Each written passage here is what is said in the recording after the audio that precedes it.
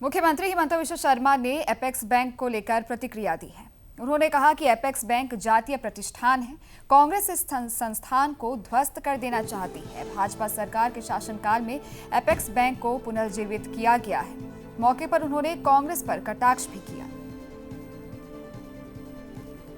Apex bank तो riser अनुष्ठान, कांग्रेसे एकेदिन apex bank तो ध्वंस करार कामत लागि गइছে।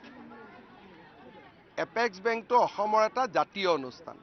এই জাতীয় অনুষ্ঠানটো দিলুৱাৰৰ ইচ্ছাৰাত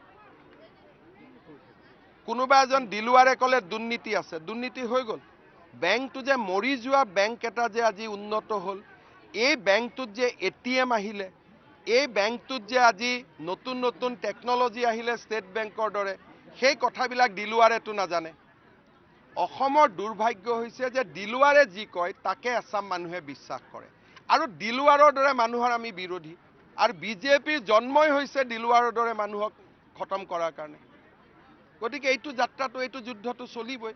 মোক বেয়া পাই ভাল পাই লাভ নাই। দিলুৱাৰ, মহবুবুল এনেকুৱা ধৰণৰ যিমান মানুহ আছে সেইবিলাকক কোনো আইনৰ বিৰুদ্ধে নহয়, আইনৰ ভিতৰত থাকি খতম কৰাই মোৰ কাম।